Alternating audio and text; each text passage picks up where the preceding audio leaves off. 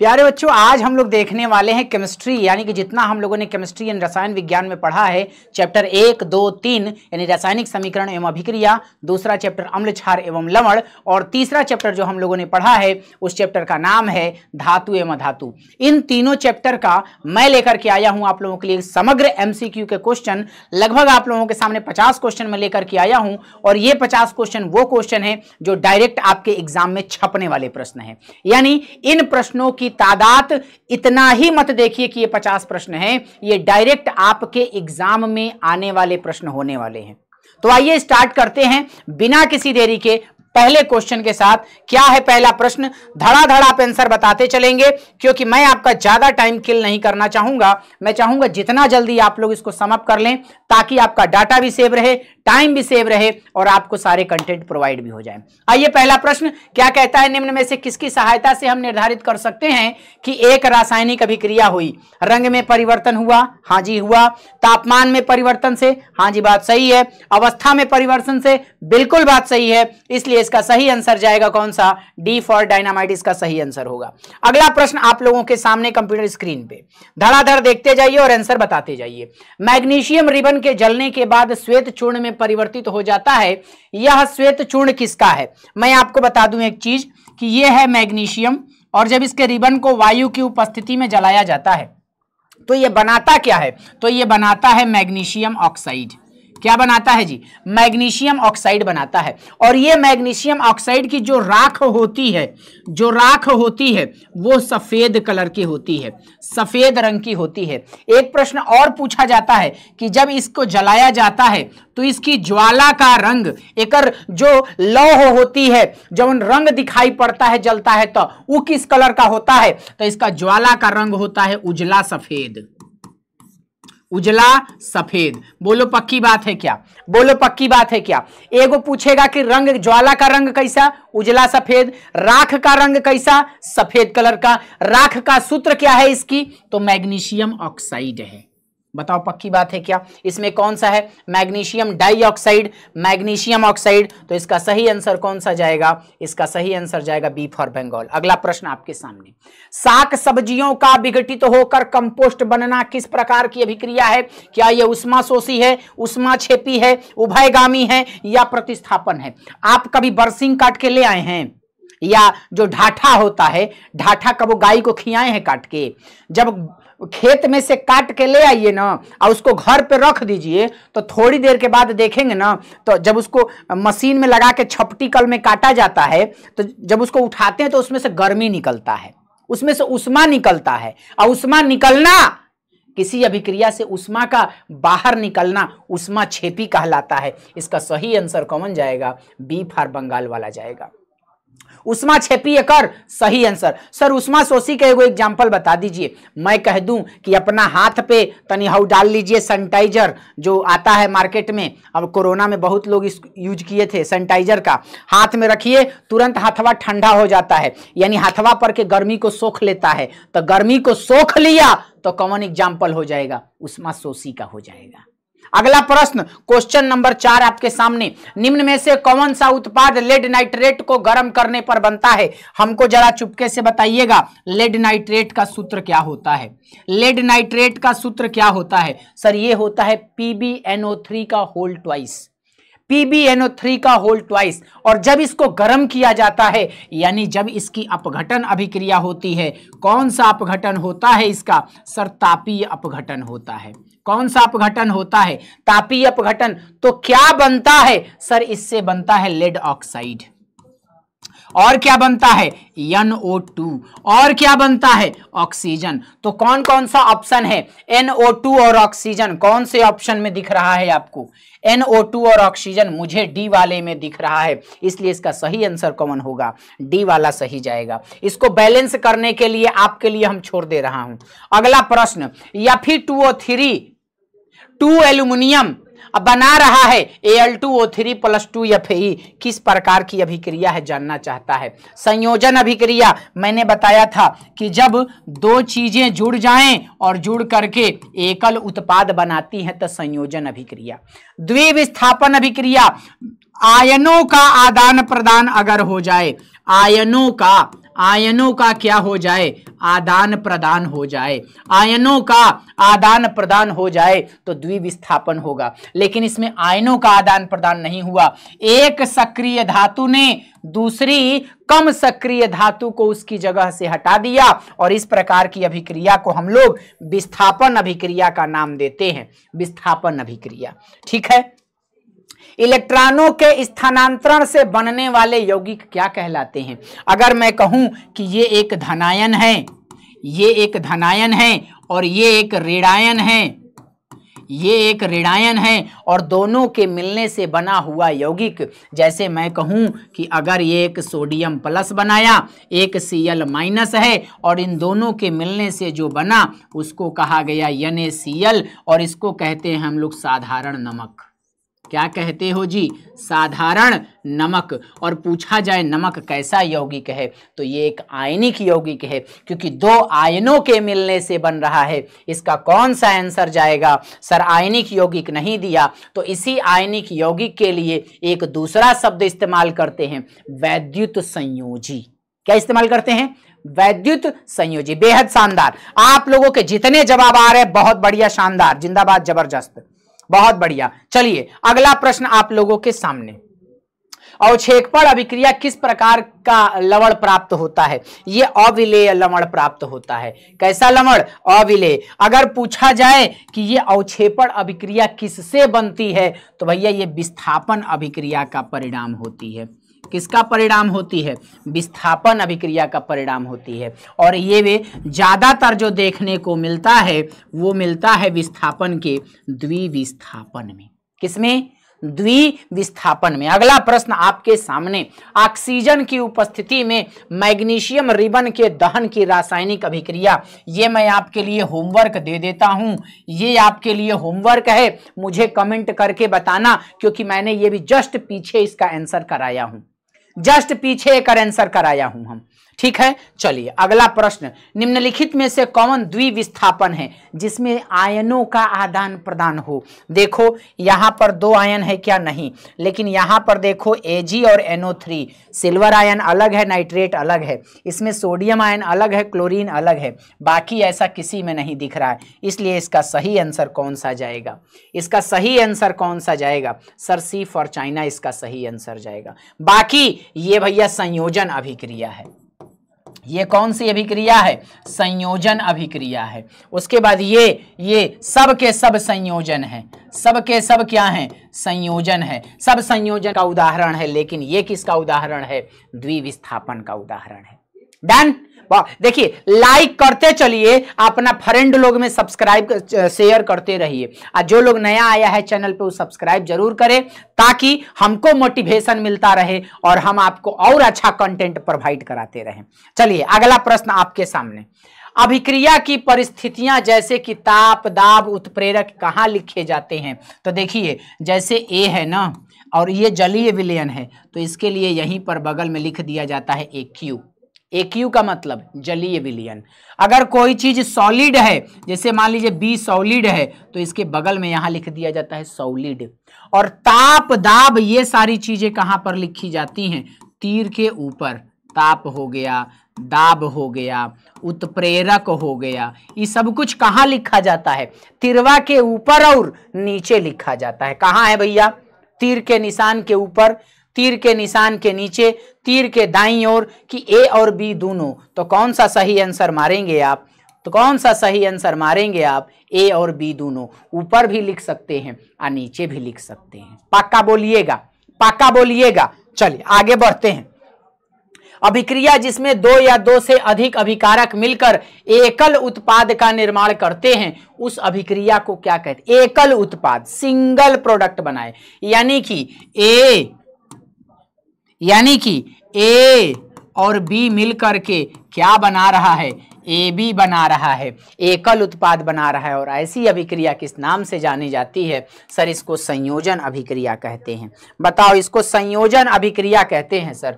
चलिए अगला पॉइंट आपके सामने 12 नंबर, उष्माक्षेपी रासायनिक अभिक्रिया किससे कहते हैं? जिसमें उष्मा रिलीज हो, उष्मा मुक्त हो, उष्मा निकले, वो अभिक्रिया क्या कहलाती है? उष्माक्षेपी अभिक्रिया कहलाती है। और इसके लिए सही आंसर कौन सा जाएगा? रासायनिक अभिक्रिया जिसमें उष्मा उत्पन्न हो। ठीक है, रासायनिक अभिक्रिया जिसमें ऊष्मा उत्पन्न ना हो, गलत बात। रासायनिक अभिक्रिया जिसमें द्रव उत्पन्न हो, सही बात क्या है, सही बात क्या है, इसमें रासायनिक अभिक्रिया जिसमें ऊष्मा उत्पन्न है, ऊष्माक्षेपी कहलाती है। निम्नलिखित में से कौन सा एक रिडॉक्स अभिक्रिया का उदाहरण है? रिडॉक्स के बारे में जानकारी देनी है। रिडॉक्स कब होगी? जब उसमें ऑक्सीकरण भी होगा, ऑक्सीकरण भी होगा और इसके साथ साथ अपचयन भी होगा। ऑक्सीकरण भी हो, अपचयन भी हो, दोनों हो, तो ऐसी अभिक्रिया क्या कहलाती है? रिडॉक्स अभिक्रिया कहलाती है। अब इसमें देखिए किसमें क्या हो रहा है भैया, अगर इसको हम ध्यान से देखें, ये जीरो खत्म, कैल्शियम ऑक्सीजन, यहां से ऑक्सीजन निकला कैल्शियम से और जुड़ गया वाटर के साथ, और यहां से कैल्शियम डबल प्लस में था, यहां अभी भी डबल प्लस में है, तो मेरे हिसाब से यहां पर देखेंगे तो ये अभिक्रिया आपकी कैसी अभिक्रिया दिख रही है? ये अभिक्रिया आपकी कैसी अभिक्रिया दिख रही है? तो ये हमको रिडॉक्स अभिक्रिया दिखाई पड़ रही है। ये कैसी अभिक्रिया है? रिडॉक्स अभिक्रिया है। ठीक है, डन। अगला क्वेश्चन आपके सामने, निम्नलिखित में से कौन सा एक अपघटन अभिक्रिया का उदाहरण है? अपघटन का उदाहरण इनमें से कौन सी है? कैल्शियम कार्बोनेट से, कैल्शियम कार्बोनेट के अपघटन से कैल्शियम ऑक्साइड और कार्बन डाइऑक्साइड बना, ये अपघटन अभिक्रिया है। फिर कह रहा है कि पोटेशियम क्लोरेट से पोटेशियम क्लोराइड और ऑक्सीजन का बनना, बिल्कुल ये है। हाइड्रोजन और HCl का, हाइड्रोजन और Cl2 का मिलके HCl बनना, नहीं भैया, ये संयोजन का उदाहरण है। किसका उदाहरण है? ये संयोजन का उदाहरण है। Done, done. आगे बढ़ें, चलिए अगला प्रश्न आपके सामने, लौह चूर्ण पर तनु हाइड्रोक्लोरिक अम्ल डालने से क्या होगा? हाइड्रोजन गैस निकलेगी और क्लोराइड बनाएगा। आयरन का क्लोराइड कौन सा है भैया? क्लोरीन गैस निकलेगी, नहीं, हाइड्रोजन गैस निकलेगी और आयरन का क्लोराइड बनेगा। ये इसका सही आंसर है। ठीक है, अगला प्रश्न, नीचे दी गई अभिक्रिया में कौन सा कथन सही है? कॉपर का ऑक्सीकरण हो रहा है तो कॉपर ऑक्साइड बना रहा है, इसका मतलब सही आंसर कौन सा है? डायरेक्ट आंसर मारो आप, डायरेक्ट आंसर। द्विविस्थापन अभिक्रिया जिनमें श्वेत रंग का एक पदार्थ का निर्माण होता है जो कि जल में अविलेय है, जल में घुलनशील नहीं है, उस अविलेय पदार्थ को क्या कहेंगे भैया? उसी को तो अवक्षेप कहे थे हम। अभी हमने उसी के लिए क्या शब्द इस्तेमाल किए थे पीछे? अवक्षेप, जिसको प्रेसिपिटेट या सेडिमेंट कहते हैं, प्रेसिपिटेट या सेडिमेंट कहते हैं। अगला प्रश्न आपके सामने, अभिक्रिया के समय जब किसी पदार्थ में ऑक्सीजन का वृद्धि होता है तो उसे क्या कहा जाए? ऑक्सीजन का बढ़ना, ऑक्सीजन का जुड़ना ऑक्सीकरण कहलाता है। इसका सही आंसर क्या जाएगा भैया? उपचयन कहलाता है, इसी को तो उपचयन कहते हैं। इसका सही आंसर क्या जाएगा? सही आंसर आपके सामने लिखा हुआ है। ठीक है, अगला प्रश्न, निम्नलिखित में से कौन अम्ल वर्षा में अधिकतम मात्रा में मौजूद होता है? हाइड्रोक्लोरिक अम्ल, सल्फ्यूरिक अम्ल, नाइट्रिक अम्ल या अमोनियम नाइट्रेट? देखिए भैया, इसके लिए सही आंसर जो जाएगा वो जाएगा सल्फ्यूरिक अम्ल, H2SO4। एक प्रश्न यहां से आपसे और पूछता है, क्या पूछता है? अम्ल वर्षा का pH मान कितना होता है? तो बताइएगा सर 5.6 से कम होता है, 5.6 से कम होता है। बोलो पक्की बात है क्या? इतना बात बता दे रहे हैं कि जितना क्वेश्चन करा रहा हूं, इन प्रश्नों में अगर आपने सब कर लिया तो ये दिमाग में रखिएगा कि धातु, अधातु, अम्ल, क्षार, लवण और रासायनिक समीकरण अभिक्रिया से एक भी प्रश्न बाहर नहीं जाएगा। देख लेना, परीक्षा में गारंटी है। ठीक है, अगला प्रश्न आपके सामने, एक्वारेजिया क्या है भैया? एक्वारेजिया मैं आपको बता दूं, याद रखिएगा, तो नाइट्रिक अम्ल यानी कि HNO3 और HCl दोनों का सांद्र विलयन अगर बनाया जाए, लेकिन उसका एक फिक्स अनुपात है कि ये 1 अनुपात रहेगा और ये 3 अनुपात रहेगा, तो इसका जो ताजा विलयन बनता है इसी को बोलते हैं क्या? एक्वारेजिया। और इसमें क्या घुलाया जाता है? तो सोनार लोग इसमें सोना चांदी घुलाने का काम करते हैं। इसका सही आंसर क्या जाएगा? नाइट्रिक एसिड और हाइड्रोक्लोरिक एसिड, बिल्कुल यही इसका सही आंसर है। ठीक है, अगला प्रश्न, फिनाप्थलीन सूचक, अब अम्ल क्षार लवण में घुस गए हम लोग। ठीक है, फिनाप्थलीन सूचक अम्ल के साथ किस प्रकार का रंग प्रोवाइड कराएगा? तो भैया फिनाप्थलीन खुद में कैसा होता है? कलरलेस होता है, बिना किसी कलर का होता है। तो कह रहा अम्ल के साथ ये कैसा दिखाएगा, ये रंगहीन होगा, लेकिन क्षार के साथ हल्का गुलाबी रंग दिखाता है। अगला प्रश्न, सफेद कमीज पर पड़ा हल्दी का दाग साबुन से धोने पर लाल क्यों हो जाता है? अगर ऐसी बात पूछ ले, क्योंकि उसमें क्या है, साबुन जो है वो क्षार है और हल्दी क्षार के साथ पीला नहीं, हल्का महरूम कलर देती है, लाल गाढ़ा लाल रंग देती है। तो बताया गया साबुन का विलयन क्षारीय प्रकृति का होता है।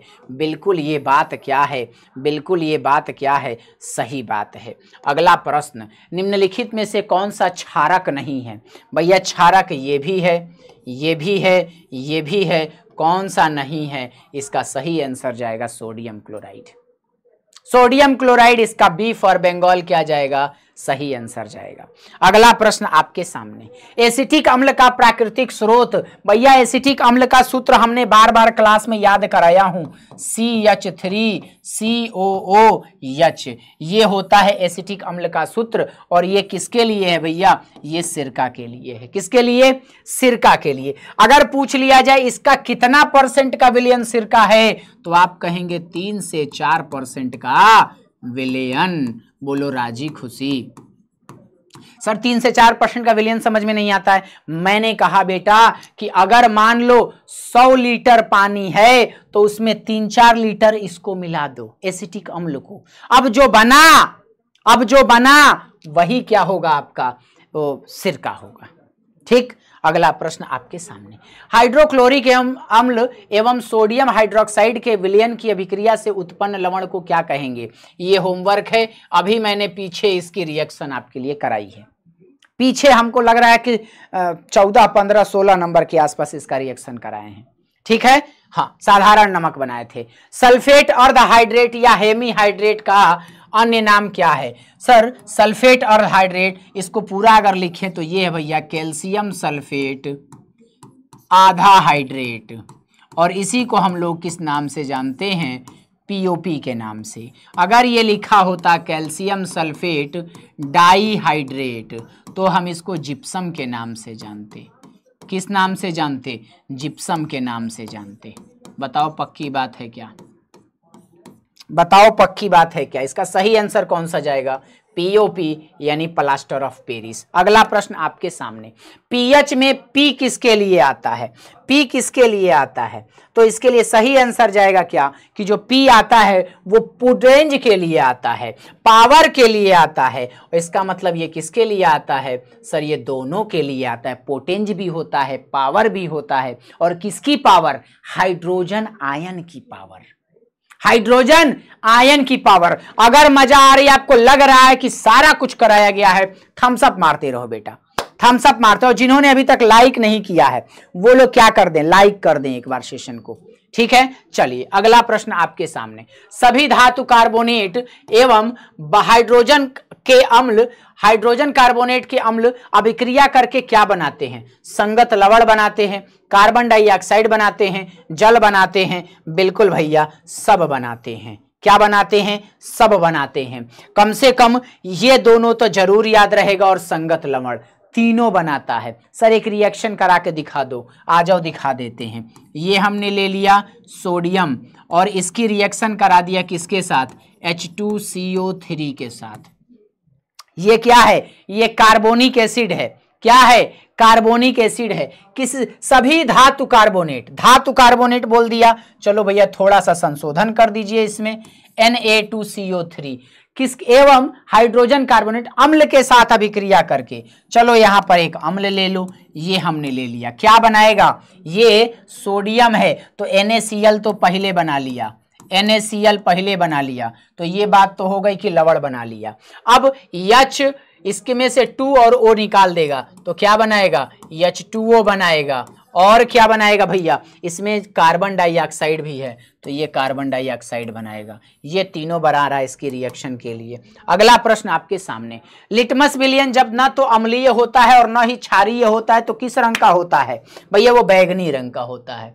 अगर लिटमस विलयन की बात करें तो बैगनी, लेकिन अगर बोल देगा लिटमस पेपर, ध्यान से सुनिएगा, बोल देगा लिटमस पेपर, तो जब पेपर का बात बोलेगा तो दूगो रंग बताइएगा, या तो होगा नीला, या तो होगा नीला, अनाता होगा क्या, लाल। आई खाटी लाल नहीं होता है, खाटी लाल नहीं होता है, तनी कम पिंक पिंक में लाल होता है, ठीक है। तो ये हो गया इसका काम। और एगो चीज और बता दें आपको, अगर मान लीजिए पीएच है ना, पीएच स्केल है, तो 7 नंबर पे क्या होता है, हरा रंग होता है, हरा रंग। और ये कैसा होता है भैया, उदासीन माना जाता है। जैसे जैसे हम इधर बढ़ेंगे क्षारकता बढ़ती है। और 14 नंबर पे कौन सा रंग आता है सर, बैगनी रंग आता है, बैगनी रंग। और 0 से 1 के बीच में कैसा रंग होता है, तो लाल रंग होता है। लाल रंग जहां पे आए वो क्या है, सबसे ज्यादा अम्लीय है। और ये 7 से वैल्यू क्या होती है, कम होती है। 7 से वैल्यू ज्यादा होगी तो बैगनी रंग आएगा, नीला रंग आएगा। डन।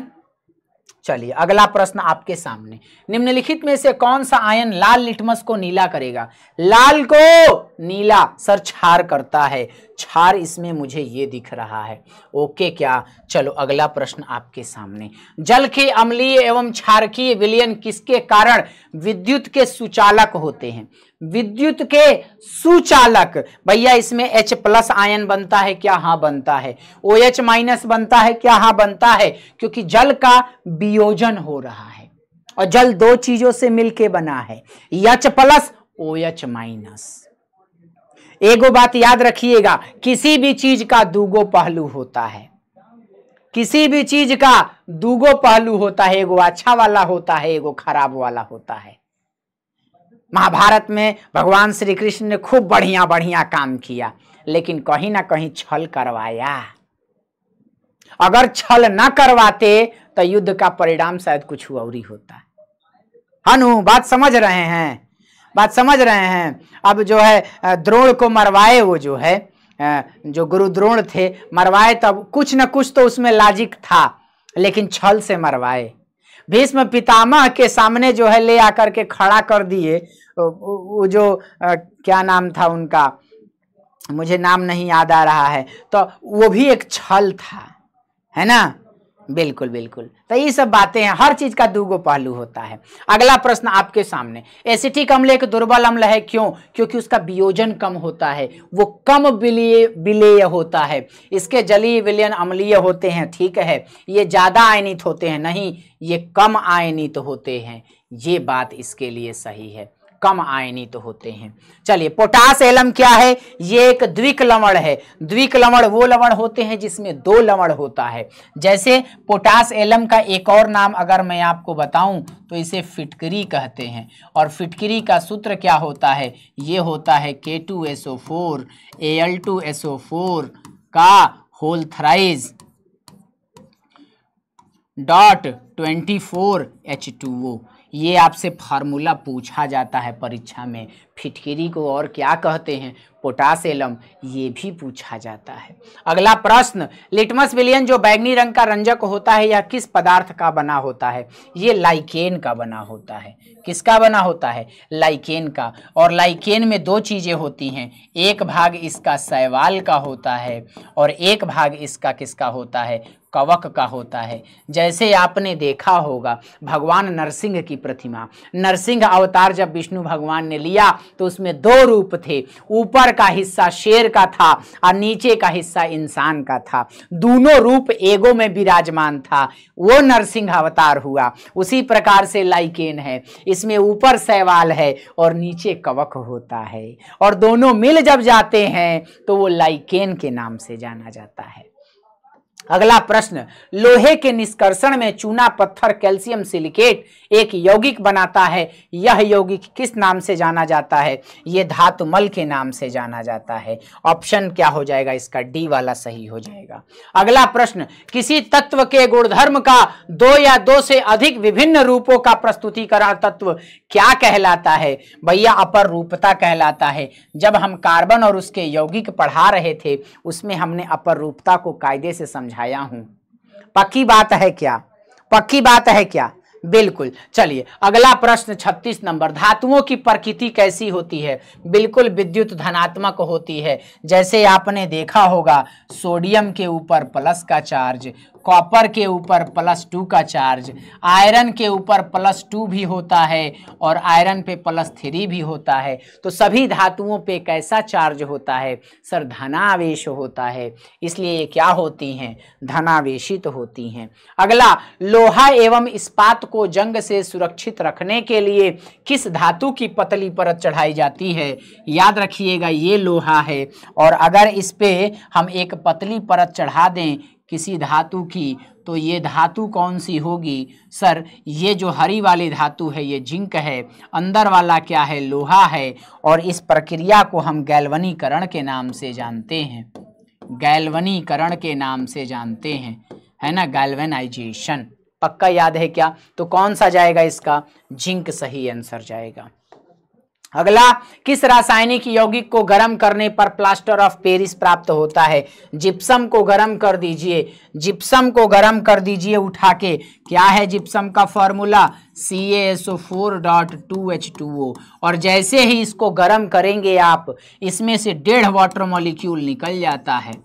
1.5 वाटर मॉलिक्यूल निकल गया, क्या बचेगा sir? Calcium sulphate hemihydrate, ये बचेगा, और इसी को हम लोग कहते हैं क्या?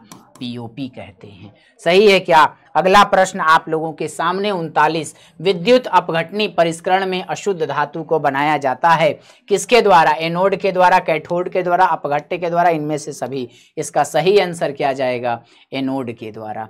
अगला प्रश्न आपके सामने, निम्नलिखित में से कौन सबसे अधिक अभिक्रियाशील धातु है?